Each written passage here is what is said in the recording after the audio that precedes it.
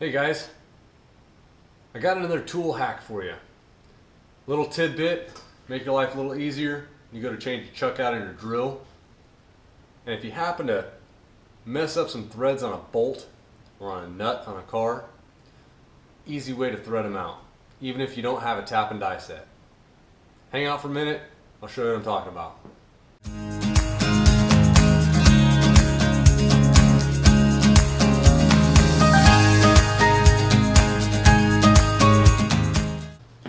Alright, so you got your favorite drill, or any drill. I won't say this is my favorite drill, but it's a drill I have, and I have yet to run across a drill that this hack won't work on.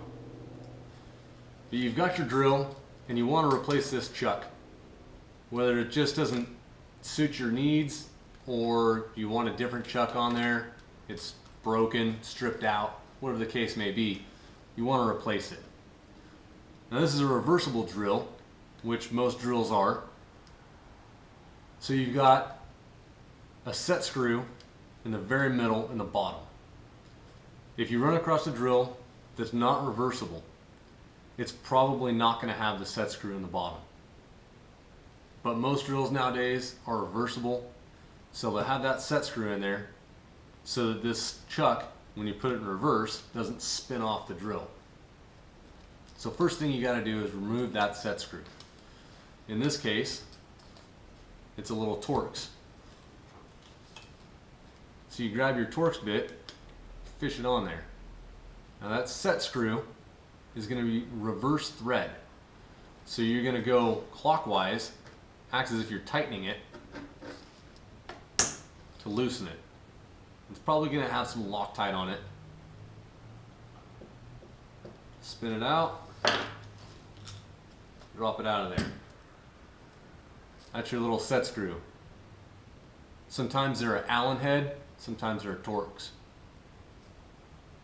got a little blue Loctite on there, help keep it in. Set that off to the side. Now you want to remove the chuck. What's the easiest way to remove that chuck? It's just screwed on there, it's just threaded on there. I don't know.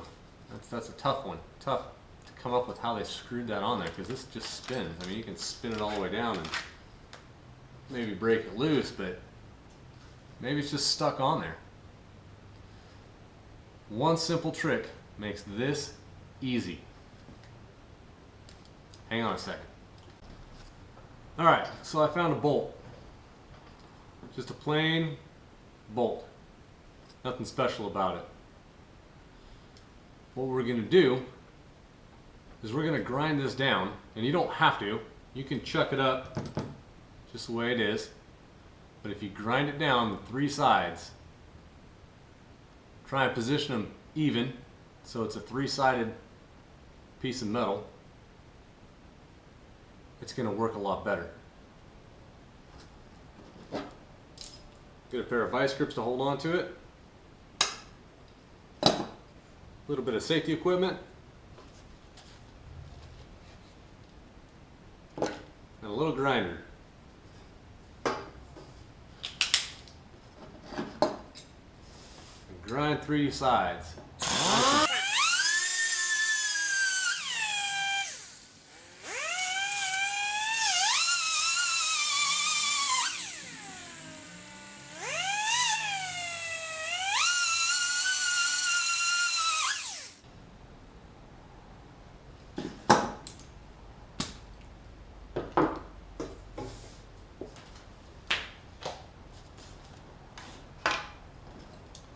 Alright, so what we've done is we've made three sides to that bolt. We didn't grind too much material off, just enough to make it a little flat. Hopefully you can see that in the video. Fairly even, may not be perfect, but fairly even.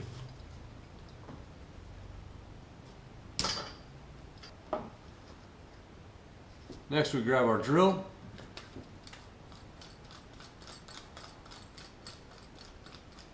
Spin this down. This bolt's probably a little warm, so be careful when you pick it up. Not too bad.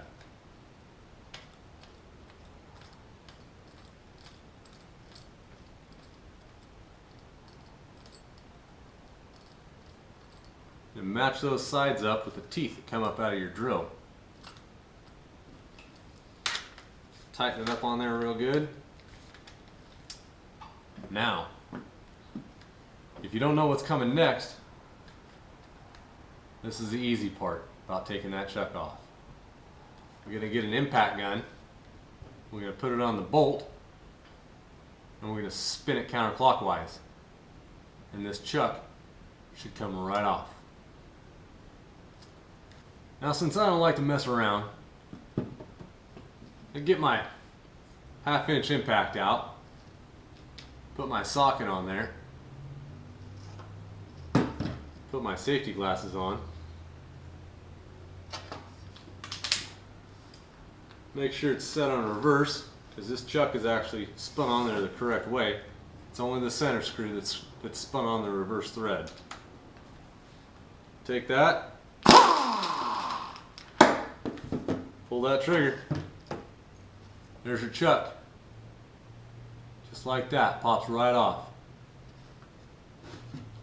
You can clean out from underneath there, put a different chuck on. Say you've got a 3/8 chuck and you want to put a 1/2 inch chuck on your drill, put a 1/2 inch chuck on. Or just a new chuck. You don't like this chuck, you want a different chuck on there. It works on every drill I've come across so far. I got the drill all put back together. Didn't need to replace the chuck on it. Just wanted to show everybody a quick, easy way to get a chuck off their drill.